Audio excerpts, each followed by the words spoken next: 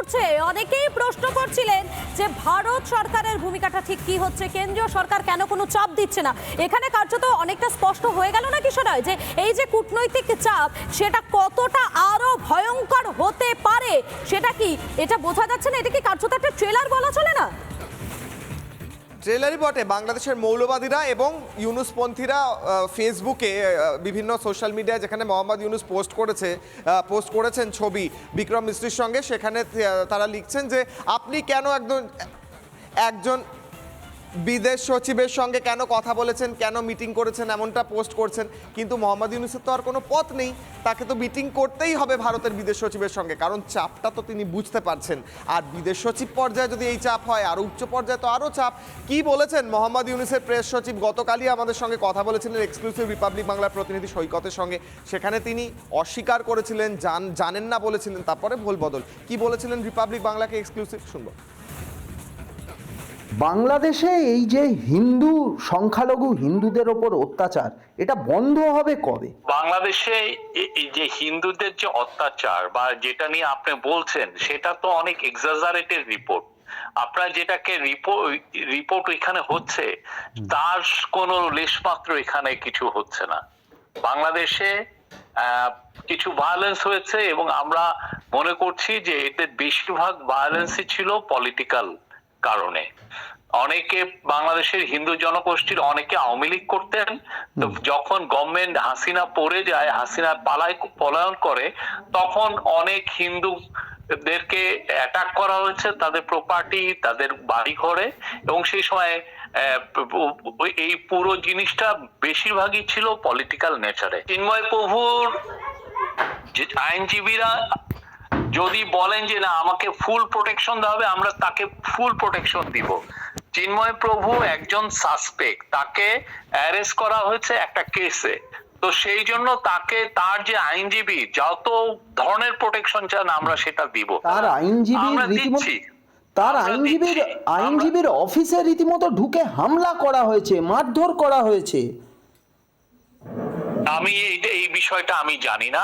ঢাকায় ইসকনের মন্দির ভেঙে দেওয়া হয়েছে, বিগ্রহ পুড়িয়ে দেওয়া হয়েছে। এই ইসকনের একটা মন্দিরে আনআইডেন্টিফাইড কাউকে বা কারা এসে একটা মন্দিরে কিছু এক কিনারে অগ্নিসংযোগ করেছে। আমরা ওইখানে মিলিটারি দিয়ে এটাকে পাহারা, এবং যারা যারা এটার জন্য আমরা ইনভেস্টিগেট করে দেখছি যে কারা কারা এটা ইনভলভ, আমরা খুব দ্রুত যারাই এই কাজটা করেছে প্রত্যেককে অ্যারেস্ট করা হবে। যেটা করেছে এটা খুবই নিন্দাজনক একটা কাজ। আমরা আমাদের সর্বোচ্চ ভাষা দিয়ে এটাকে আমরা নিন্দা করি। ইসকনকে ব্যান করার কোনো আমাদের প্ল্যান নাই। বাংলাদেশে বসে হুমকি দেওয়া হচ্ছে যে কলকাতা দখল করে নেব, এবং অবসরপ্রাপ্ত সেনা কোথায় ঠিক করছেন এটা কে, উনি আসলেও সুস্থ মস্তিষ্কে বলছেন কিনা সেটা তো আমরা জানি না। বলছেন ইউনুসের প্রেস সচিব যে আমরা সব প্রোটেকশন দেব চিন্ময় কৃষ্ণ প্রভুর লয়ারকে।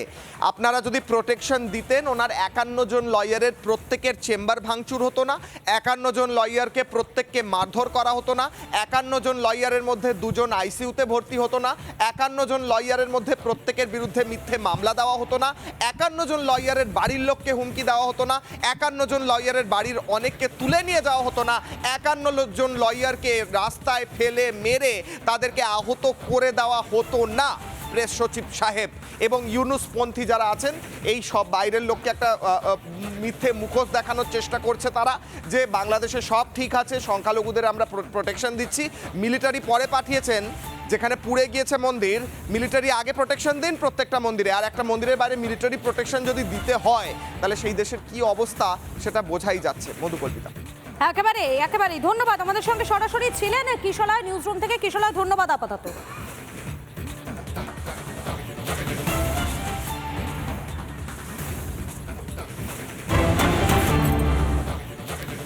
চিন্ময় কৃষ্ণর বিরুদ্ধে ফের ফতোয়া জামাতি আইনজীবীদের। চিন্ময় প্রভুর হয়ে আইনজীবীদের না দাঁড়ানোর প্রস্তাব এনেছে চট্টগ্রাম বার অ্যাসোসিয়েশনের জামাতি আইনজীবীরা।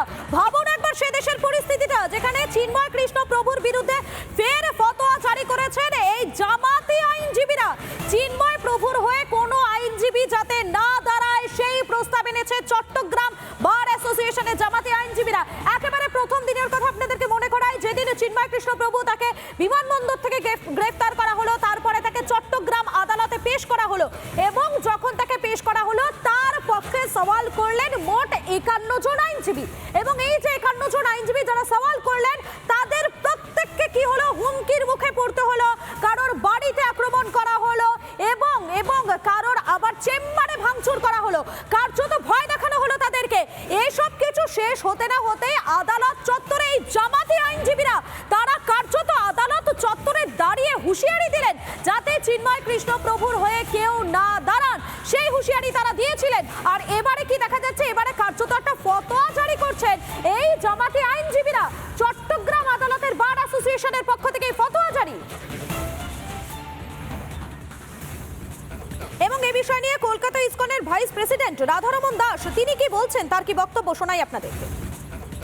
মিথ্যক কেস করা হয়েছে কি উনি অ্যাটেম্প্ট টু মার্ডার করেছেন যখন যেদিন উনি পুলিশ কাস্টাডিতে ছিলেন, পুলিশের হিরাসতে ছিলেন। পুলিশের হিরাসতে উনি থেকে কীরকম কাউকে মারার জন্য অ্যাটেম্প্ট করতে পারেন। গোটা জিনিসটাই খুব হাস্য। অ্যাটলিস্ট উনি মতলব বিচার পাবেন, আর বিচারের জন্য আমরা জানি কি একটা লয়ারের দরকার।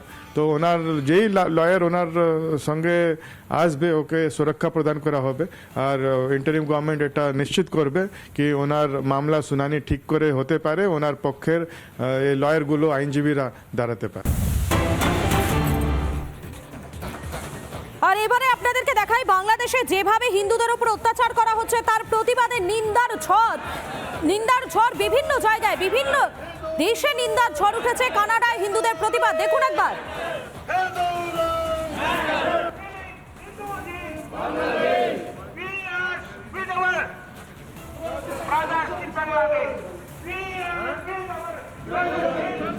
কানাডায় সেখানে বাংলাদেশের কনসুলেটের সামনে দাঁড়িয়ে প্রতিবাদ করছেন সংখ্যালঘু হত্যা বন্ধ করা হোক বাংলাদেশে, সেই দাবিকে সামনে রেখে এই মুহূর্তে কানাডার ছবি দেখাচ্ছি। সেখানে সেই প্ল্যাকার্ড হাতে তারা বিক্ষোভ দেখাচ্ছেন। বাংলাদেশের কনসুলেট, তার বাইরে দাঁড়িয়ে বিক্ষোভ প্রতিবাদ জারি রয়েছে। দেখুন একবার সেই ছবিটা। বাংলাদেশে যেভাবে হিন্দুদের উপর অত্যাচার করা হচ্ছে, যেভাবে দমন পীড়ন করা হচ্ছে, তার প্রতিবাদের ঝড় শুধুমাত্র বাংলাদেশ নয়, বাংলাদেশ ছাড়িয়ে বিভিন্ন দেশে কিন্তু প্রতিবাদের ঝড় উঠেছে। বিভিন্ন দেশের ছবি আপনাদেরকে আমরা প্রত্যেকটা মুহূর্তে তুলে ধরি। আর এই মুহূর্তে রিপাবলিক বাংলার পর্দায় আপনারা কানাডার ছবি দেখতে পাচ্ছেন। কানাডায় সেখানে বাংলাদেশে কনসুলেটের বাইরে প্রতিবাদ।